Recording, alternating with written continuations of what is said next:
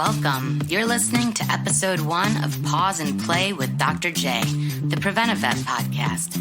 Every other week, we'll be answering your questions and bringing you preventive education to keep your dogs and cats happy, healthy, and safe. This week, Dr. J and his co-host Mia, that's me, talk all about allergies. We get into some of the differences between environmental and food-related allergies, symptoms to look for, and of course, how to keep our cats and dogs more comfortable. Now, let's start the show. All right, welcome everybody. You're listening to the Pause and Play podcast with Dr. J and Mia. Welcome. This is our first episode. So just to give you a little background, again, my name is Mia and I work at Preventive Vet. I am not in the veterinary space, but I am an animal lover with 2 fur babies of my own, a dog and a cat. And I have a lot of questions. So I'll be trying to get as much helpful info for all of us from Dr. J as possible. So I'd love it if the man who started it all, Dr. J, could give a little intro as well. Hi, everybody. Welcome to the podcast. My name is Dr. Jason Nicholas, or as everybody more affectionately, I hope, calls me, Dr. J. Thanks for joining us. Yeah. Well, so if you wouldn't mind, since we're just getting to know everybody, what made you start Preventive Vet? So Preventive Vet was born out of the realization that a lot of what I was seeing coming into the emergency room and also, on emergency and general practice was avoidable, preventable, if only people had been aware of certain things beforehand in terms of the conditions that were occurring, or even the simple things they could do to prevent them. And so I wanted to help people, because taking care of pets isn't necessarily intuitive or common sense or common knowledge or what have you. They're not even like human babies. They require some special care and some knowledge and paying attention. So I wanted to help share what I've learned both in my education, formal education in vet school and internship, and then also out in practice and from chatting with other vets and with trainers and technicians or veterinary nurses and a lot of other pet owners. I wanted to help people benefit from that experience so that they could hopefully avoid the costs and the emotional toil and the pain and suffering associated with pet emergencies. I consider myself a helicopter parent, and yet in a very short time after starting at Preventive Vet, I was going around the house dog and kitty proofing because there were just a lot of dangers that I never would have even thought to think about. I mean, you just can't know what you don't know. And especially, if it's something that just wouldn't jump out at you as being a hazard. I mean, I think some things make sense. You don't want like an open wire, electrical wire around them or anybody, but there's a whole lot more that you're bringing to light. And I definitely appreciate it. The weather's changing. Today, actually, I was fighting some allergy stuff, and it's pretty terrible around here right now. So is it safe to assume that since my allergies are flaring up badly that it might be allergy season for our pets too? Yeah, well, I mean, allergy season for pets, just like with people, can vary significantly. Just like people, cats and dogs can be allergic to different grasses, different pollens, different molds, different mites, different insect bites, you name it. They can pretty much be allergic to everything that people are allergic to. So their quote-unquote allergy season really depends on what it is they're allergic to and where they are located at the time and when those things are more likely to be around. But for the kind of classic allergy season of grasses and pollens and things of that nature, yeah, springtime is a big time often. Actually, I didn't know originally that my dog Marshall had allergies until we moved from Brooklyn to Seattle, basically for the sole purpose of having more room, having a yard for both of us for the first time in our lives. So basically having more green things in our lives, and it turns out Marshall is allergic to all of them. Like literally everything, but loves to roll around in everything. So I mean, first of all, if you've got a dog that is allergic to all of the grasses, but also loves to roll around in it, what are some of the preventive measures I can take while still allowing him to enjoy? Right. Enjoy life. Yes. Yeah, I mean, there's quite a few things that people can do if they know or suspect that their pet has an environmental allergy. Daily fish oils at certain dosages can help to decrease inflammation. So I typically recommend that all atopic or dogs with environmental allergies be on fish oils, because those can be, those really don't have much in the way of side effects, and they can benefit. They're not, a quote unquote magic bullet, so they're not going to fix the problem, but getting those on board early can help. Antihistamines. Animals can take antihistamines just like people can. And just like in people, different antihistamines will work better for different pets. So wait, sorry. When you say antihistamines, is that like Benadryl or what? Okay. So Benadryl, Zyrtec, Claritin, things of that nature. But, I say that with caution because I wouldn't encourage people to just start grabbing Benadryl or Zyrtec or Claritin or any other over-the-counter antihistamines and giving them to their dog or their cat, because they can have contraindications. There can be instances where you wouldn't want to give them to your pets based on other medications they're on or other medical conditions they might have. But they're the type of thing that, you really just want to chat with your vet, have a discussion about what you can do proactively before their allergy season starts, safely, proactively, effectively, to try and minimize the risk and problems. Yeah, last year I didn't jump on it quickly enough, and I guess I really just didn't realize it until it was too late, which led to getting the irritated skin and lots of scratching, irritated paws, which then made it really impossible to clip his nails, which became another issue. So, I mean, it really does end up snowballing. Yeah, it definitely does. I should have asked maybe earlier, but is it the same for, first of all, what are these allergies? And maybe more importantly, like, what are the symptoms that we can be looking for in our cats and dogs? And would the symptoms present themselves the same between the species? Well, I mean, it really depends on what they're allergic to and how severely allergic they are. But things like, itching and scratching and nibbling on themselves, licking themselves constantly, those could be signs of allergies. I mean, don't get me wrong, scratching can also be signs of fleas or mites or, any number of things, really. All the yummy stuff. Yeah, exactly. But if we see that itching and scratching, that could be an allergy, but that doesn't, that's not your final diagnosis, because the allergy can be related to something in their environment, again, whether it be pollens or molds or grasses or, house dust mites or, whatever, or it could be something potentially in their food, something that they're ingesting. And typically that is related to the protein in the food and not necessarily grains or anything like that. So itching and scratching are definitely some pretty common ones.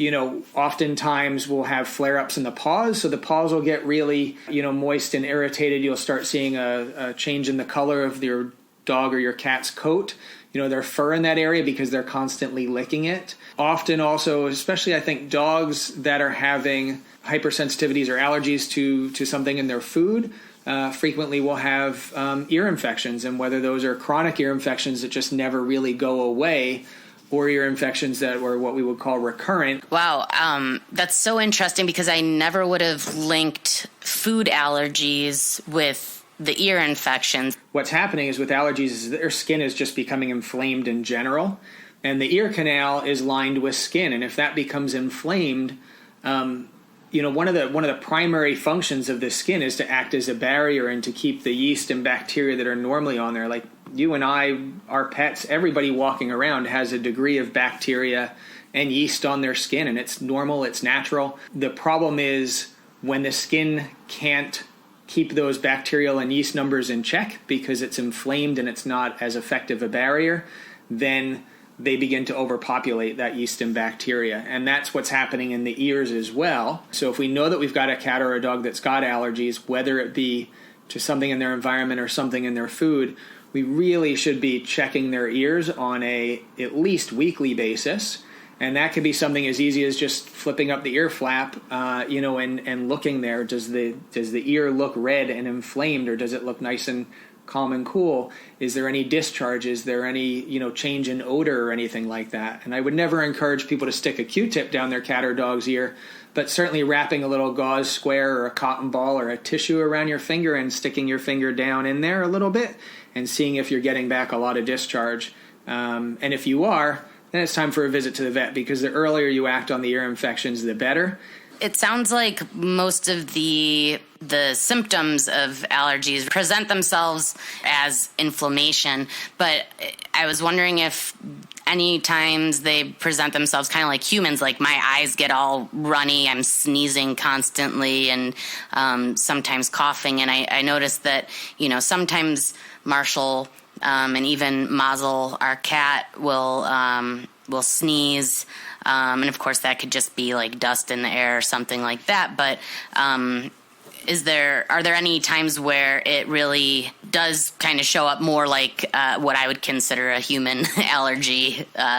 So you're asking if pets could be allergic to humans? Well, that too. Yes, that would make me so sad. I know, right? You just want to get near them, and they just can't be near you. No, they yes, you can get the sneezing, the runny nose, the runny eyes, the cough. In fact, we'll sometimes see, especially smaller dogs like Bijans and whatnot, that will have what we call a reverse sneeze. It's kind of like they're kind of snorting inward. Our Marshall does that a lot, and it always scares me a little and makes me want to jump into action, but I never know what to do. Suffocate. Yeah, I mean, it can be quite distressing. Fortunately, they tend to resolve on their own after a little while, but oftentimes actually antihistamines can help, as can having them in a humidified environment. So, I frequently recommend to people, if they're having, a cat or a dog that's getting some nasal, some nose discharge or sneezing or coughing, one of the easy things you could do at home is, if there's a room that they spend a lot of their time in, put a humidifier there, or twice a day get them into the bathroom and run a hot shower. So when you're taking your shower and the bathroom's all steamed up, bring your pet in there with you, not into the shower, of course, but into the bathroom, and let them breathe that humidified air. And that can help to ensure that all of the tissues that line the respiratory tract, their breathing apparatus, are nice and hydrated, and that the stuff that's in there is kind of as loose as possible, as opposed to dry and crusty and more difficult to get out. And so those things can help with those types of allergies as well. Are there some other natural remedies besides the steam shower kind of stuff and the humidifier? In terms of, quote unquote natural, I mean, one of the best things that you could do for allergies with cats and dogs in their environment really is keeping those allergens off of them. So, if your dog is when you're going outside with your dog and they've got allergies to grass or pollens or whatever, you can put on dog socks or dog boots to help keep those allergens off their skin there. I'm sure that other people can. Marshall refuses to move at all. I've tried like 6 different kinds. That's fantastic. That's fantastic video right there. But then if your particular pet doesn't tolerate socks or boots, then before you come in, like after your walk, go ahead and rinse off those paws. So whether you just dip them in, a bucket of water before you come in, or you use like an unscented baby wipe or a medicated paw wipe or something like that, or you do like a waterless shampoo or an actual shampoo and give them a little foot bath. The important thing is to be sure to rinse it off really well afterwards and then dry it really well, because you don't want to trap moisture and then, wind up with the skin cracking and the yeast and the bacteria overpopulating. But you can also bathe them. So, if they are going out, like you said with Marshall, he likes to roll in the grass. So maybe he's a dog that gets a bath, twice a week or whatever it is, so that you can remove the kind of allergen load that could potentially be absorbed across his skin and trigger, bad allergies. So there's lots of things that people can do to be proactive and try and really decrease the risk. And that's before you even get into the medications that your veterinarian might recommend, which can help with a lot of pets in terms of, decreasing the scratch, decreasing the inflammation, and decreasing secondary infections. Right. And I definitely want to hear about some of those treatment options. But, I was warned before about overbathing. So I was wondering if there's like a sweet spot. I was thinking like once a month. I mean, he's pretty short haired. He doesn't get very dirty. Right. Well, so, I mean, the sweet spot that you're asking about, it really depends on, multiple factors, the primary among them being, your pet and how well they tolerate the bathing process. And then how bad their allergies are and how bad their skin is. But it's not outside the realm of possibility to be bathing your pet, a few times a week.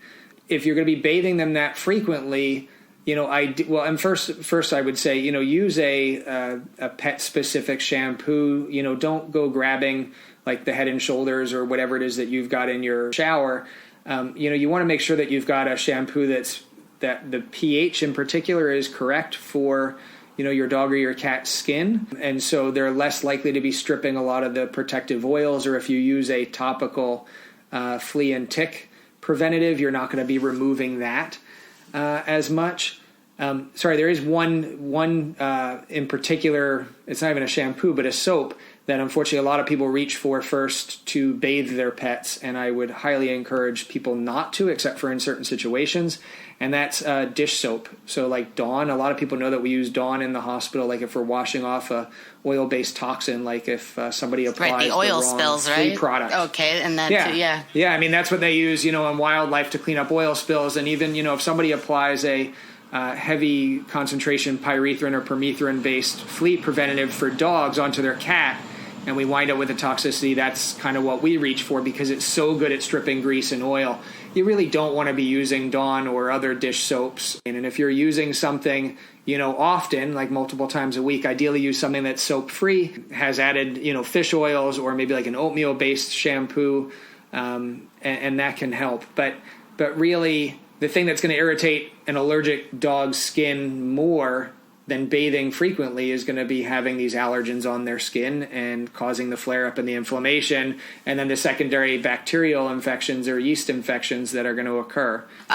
So before we forget, let's go back to the different treatment options that are available, because Marshall just actually started getting an injection this year after he was on some pills before.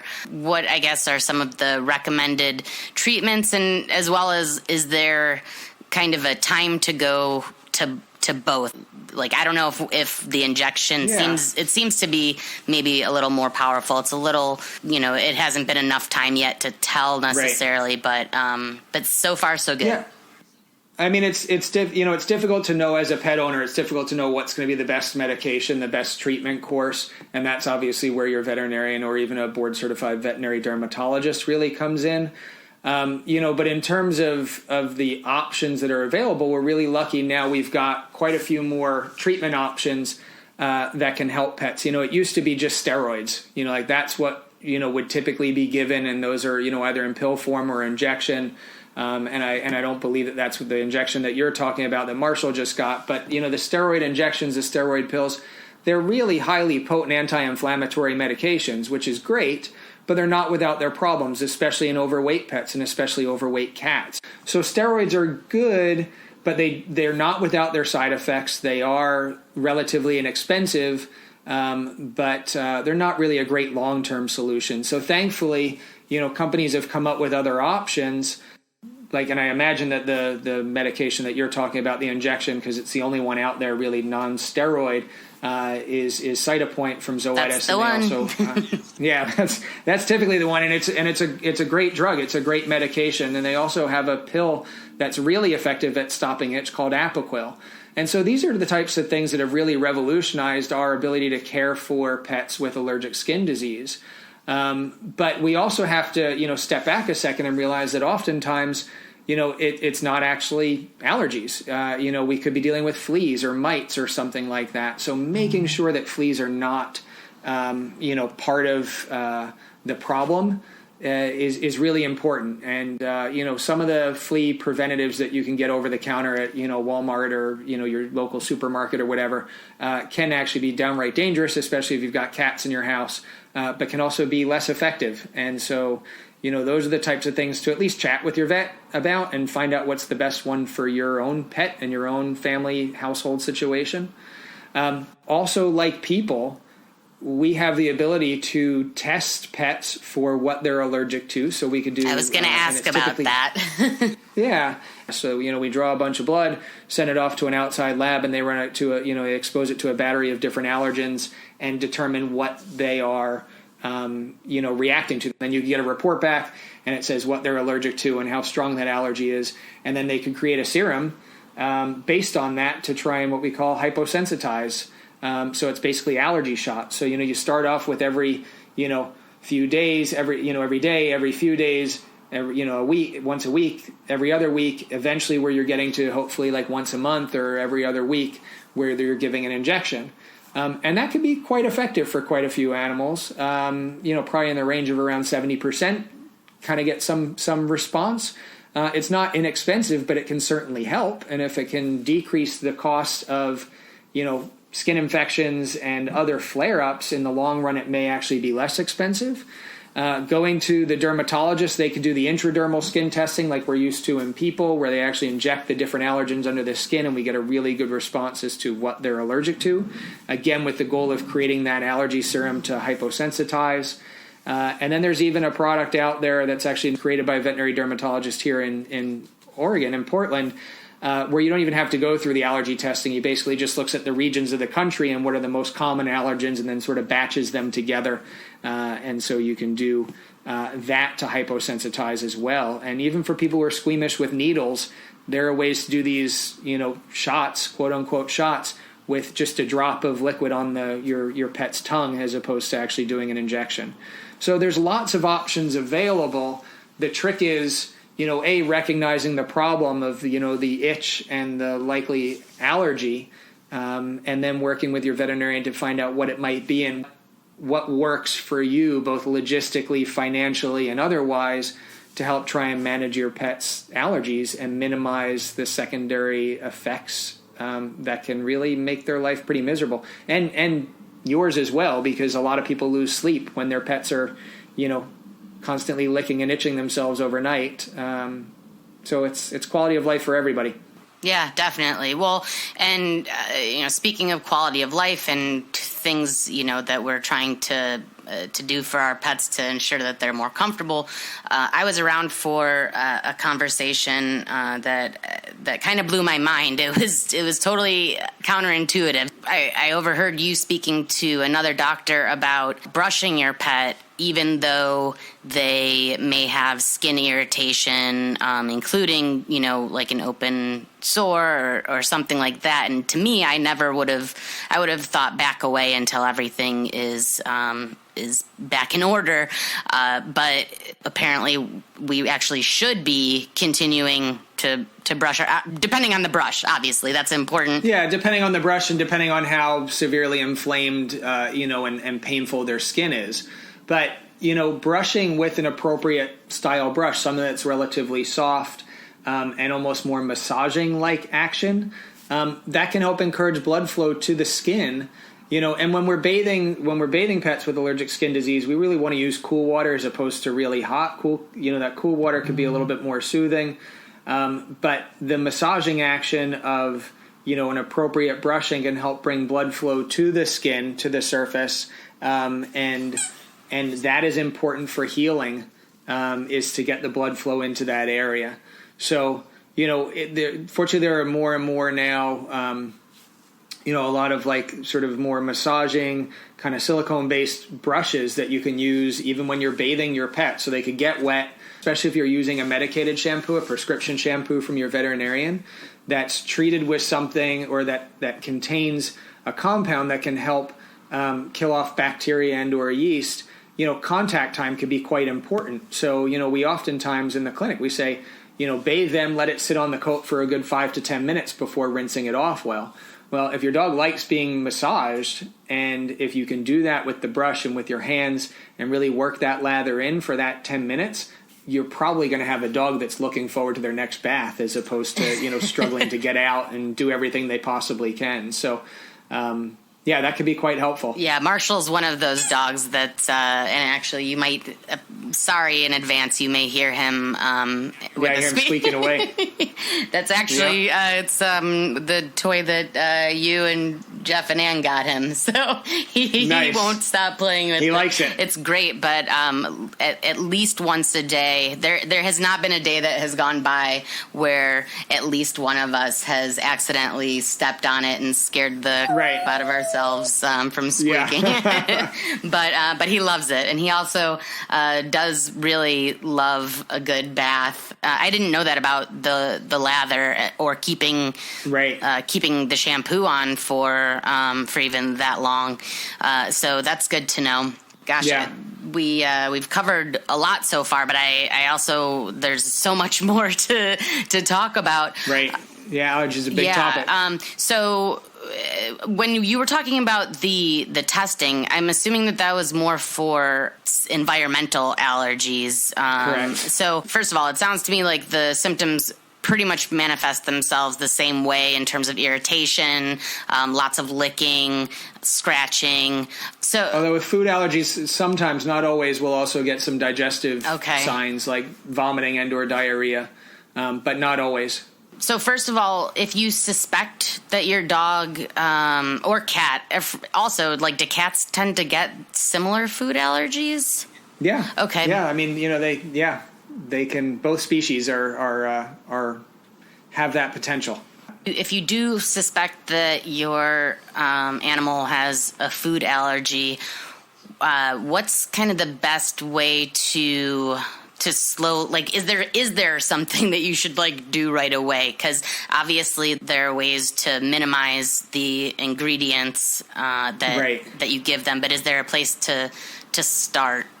Yeah, I mean, it's most of the food allergies, the food hypersensitivities, are due to the protein in the food as opposed to any grains or anything like that. So, whether your dog or your cat is allergic to, say, chicken or beef or lamb, it used to be that back in the day, when we suspected or someone thought that, their pet had a food allergy, they say, put them on lamb and rice, because at that point, lamb wasn't a very common protein in pet foods. And so it was relatively novel for a lot of pets, and so they hadn't built up an allergy to it. And so it would help with quite a few of those food allergic pets. But now, a lot of pets have seen, lamb and soy and fish and chicken and beef and turkey and duck, and even some of these more, quote unquote exotic ones that people are getting access to, as far as, venison and quail and, even kangaroo and emu and stuff like that. So what I would encourage people to not do if they think that their pet has a food allergy is I would encourage them to not grab a bunch of different foods with a bunch of different proteins and try all of them. Because when these pets are, eventually brought to the veterinarian, I would encourage people to go earlier in the course rather than later. If we don't have a good diet history on the pet, and they've already been exposed to a lot of the different proteins, the different meats and things of that nature, then it does become more difficult to find a diet and a protein that will be likely to be novel, so that the pet will have never seen before. And therefore it minimizes the treatment options for that.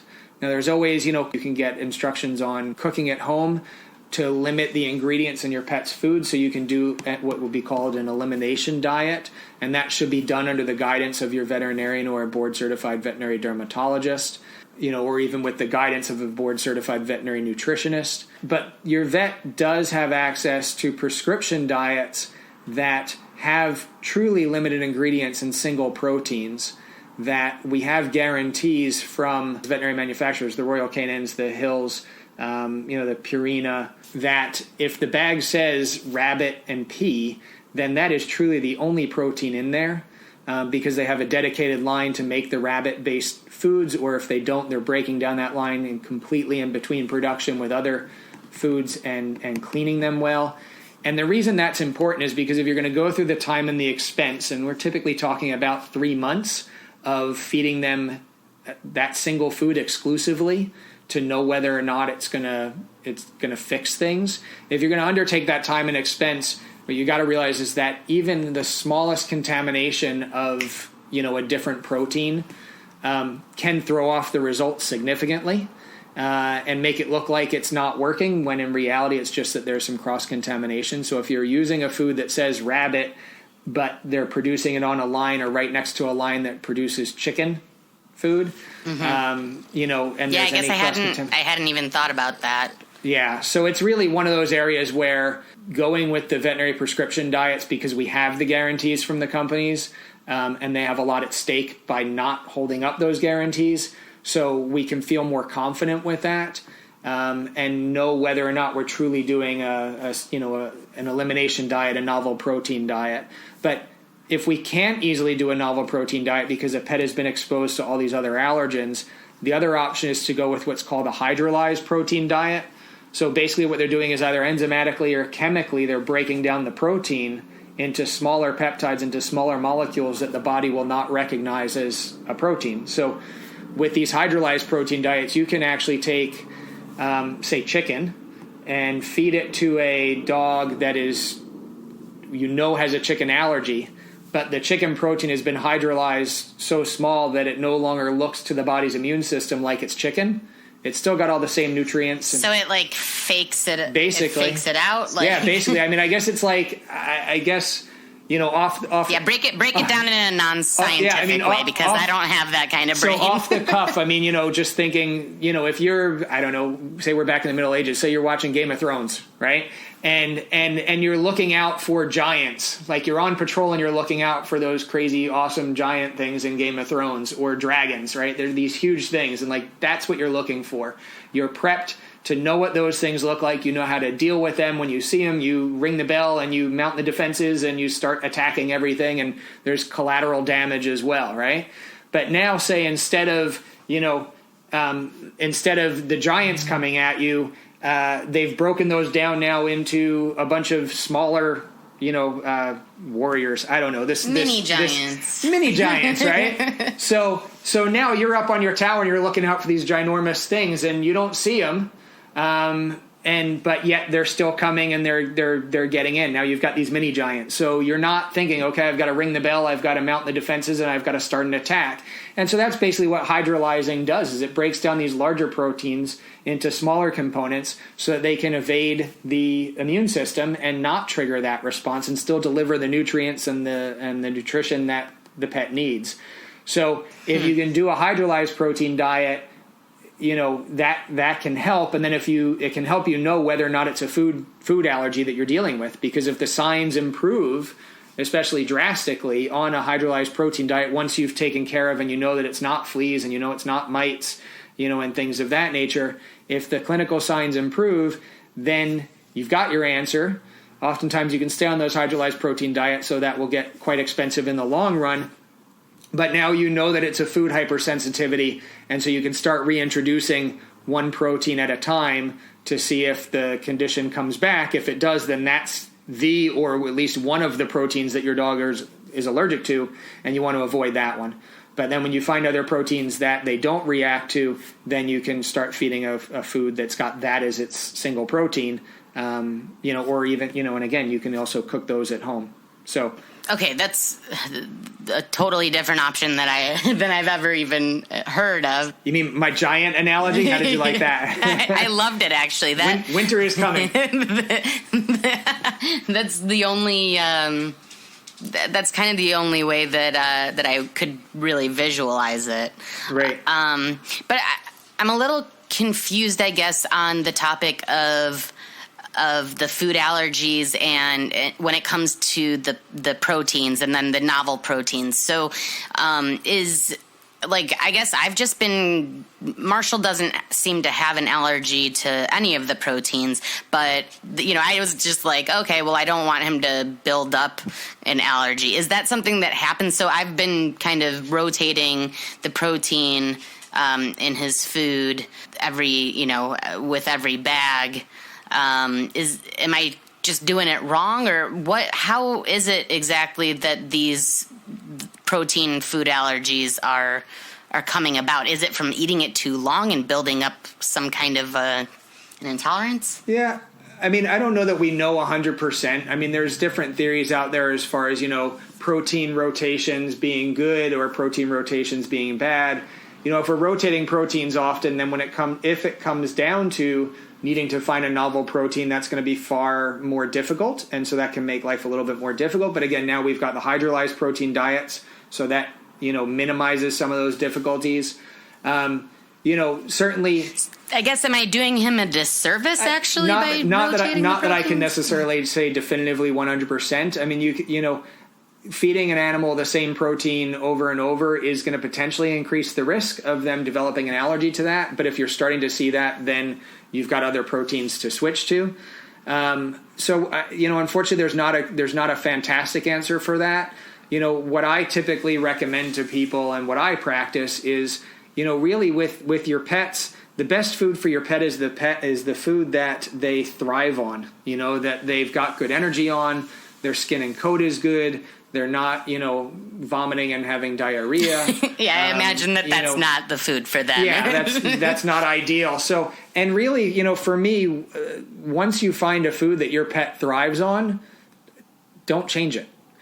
Pets don't necessarily need variety, to be excited about eating. Unless you're giving them a bunch of table scraps, which I discourage against. If your dog is eating dog food, and whether that's a commercially prepared one or one that you cook at home, ideally with a recipe that is balanced and has been guided by a nutritionist, that's great. Like if that's what they're eating and they like it and they're doing well on it, don't make your life more difficult than it needs to be. There's a lot of other things in life that really need time, and so I don't think that dogs or cats really need a ton of variety in their food and their diet. So once you find that food that they're doing well on, stick with it. If you start noticing a problem, then you make your pivot. Okay, and you touched upon it a little bit, but can you talk a little bit more about grain-free foods? Grains aren't really the boogeyman here. That's more the protein when it comes to allergies. We know that.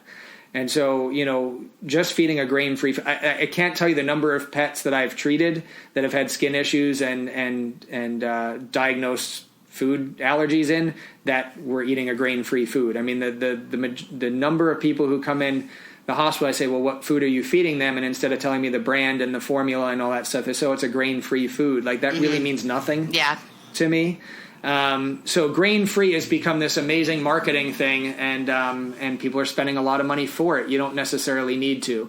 Now, the one area where, but again, if you're getting a grain-free food, whichever one that is, and it's nutritionally balanced and your pet is thriving on it, go with it. If you can afford to keep feeding that, go with it totally, because if your pet is thriving, you've found the right food. Now, the one area where I do really recommend and look towards more grain-free is really with cats. Okay, that's what I was thinking. Yeah. Yeah, I mean, in that I'm a huge fan of wet food for cats. Much more so than dry food. Really, with the wet food for cats is that typically it's higher. It's going to be higher protein and higher animal protein, which is extremely important, especially for cats, because they are what we would call obligate carnivores. They need protein. They need animal-based meat protein to thrive. And really do all the biological functions that their body needs to do.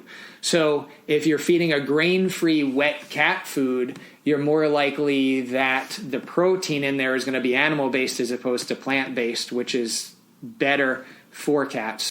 Well, Dr. J, this has been so great and really informative, and I appreciate you taking the time to share your knowledge and help us be preventive in our everyday lives to help keep our fur babies safe and happy and healthy for lots of years to come. Well, this has been fun. Thanks for joining us for our first episode. We really want this to be all about you, though. So if you have a question for Dr. J that you'd like him to answer on our podcast, you can go to preventivevet.com/pause-and-play and fill out the form. You'll also be able to get more information from today's show and keep coming back there because we'll be posting all of our episodes over there. And don't forget to sign up for our newsletter. Thanks again for joining us, and we will talk to you soon.